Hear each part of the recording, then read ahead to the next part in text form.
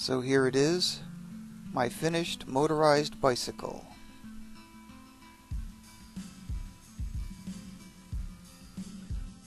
The motor on this bike is called the Ghost Racer, originally from China, but purchased from a company here in the United States out of California called Gas Bike. I believe their internet address is gasbike.net. The type of bicycle that I used for this build is called a Fixie, which is basically slang or short for a fixed sprocket or fixed wheel bicycle. What you see here is the tube that goes from the gas tank into the engine with the yellow filter in between. One of the problems with this build was that there was no diagram of all of the parts that came with it. So it was pretty much a guess with what goes where type of build. But it did come with this gas can that's here, which you just basically attach using brackets. You have your throttle here, so it came with that as well. There's my dog you just saw in the background. I noticed in my web searches that all of the Fixie bikes seem to come with these strangely colored tires. I bought this Fixie bike through Walmart.com, by the way. It only cost $80, so that was cool. A problem I had was that the chain was digging into this left-hand fork, so I went out and had a longer axle put in, and that brought the fork out more. In this kit you also get this heavy-duty sprocket, which you may have to make modifications to like I did to get it around this center ring. It comes with this heavy-duty chain and also this chain tensioner. The chain tensioner essentially allows you to modify the chain wherever you want it to be so that it will work properly.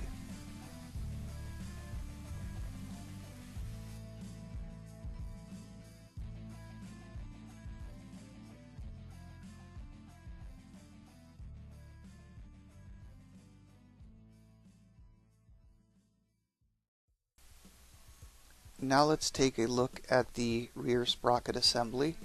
This dark sprocket here is the one that comes with the bike, and usually it has a chain on it which goes to the front pedals.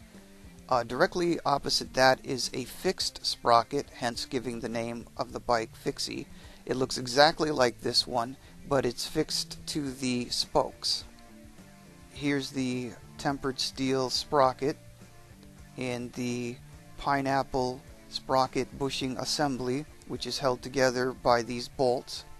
You really need to make sure that those bolts are tight once you center the sprocket, of course, because otherwise you're going to have problems when you turn on the engine.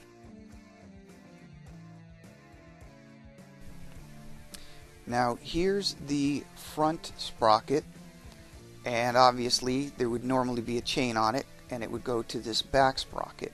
Now, as I mentioned, the back sprocket is normal for this bike. In other words, it came with the bike. The front sprocket, however, didn't, because I had to change the cranks from the original ones to these, which of course has the sprocket attached. The reason is because you actually have to get around the motor right here when you're either pedaling the bike or when your feet are at rest. When the bike is, moving.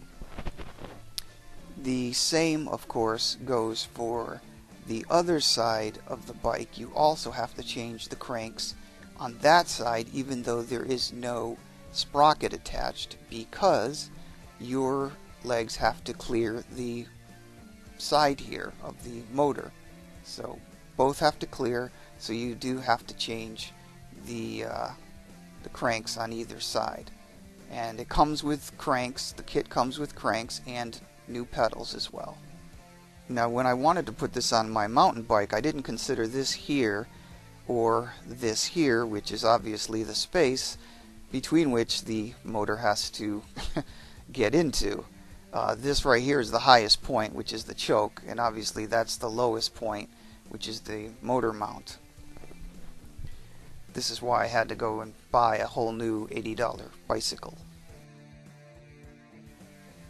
One of the really nice features of this motor is the ignition switch here.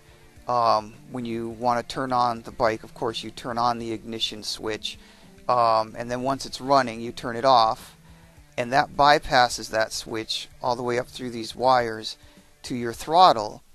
And so while the bike is running, if you need to turn it off, you can just press this yellow button and the motor immediately turns off. One thing I highly recommend you do if you're going to do any night riding is get a set of front and back lights. This one has a front high beam, low beam, and flasher.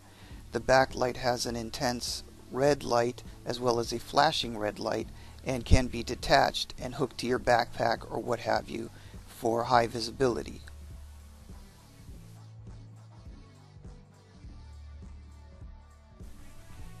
One of the major problems I had with this build was mounting the engine.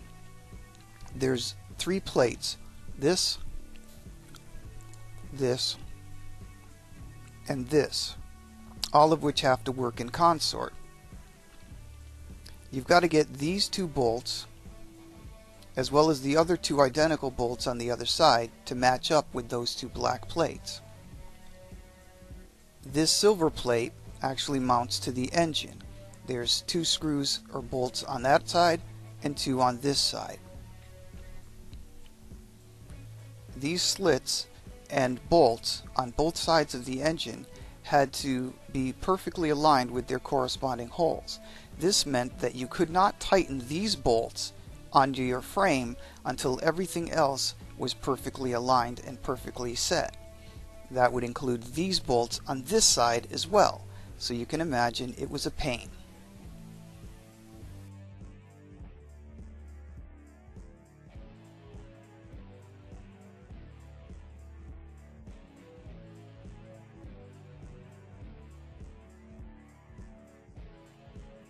Now, part of the reason I couldn't use my mountain bike for this build was because these tubes were way too large on it. I mean, the thing was built really, really tough.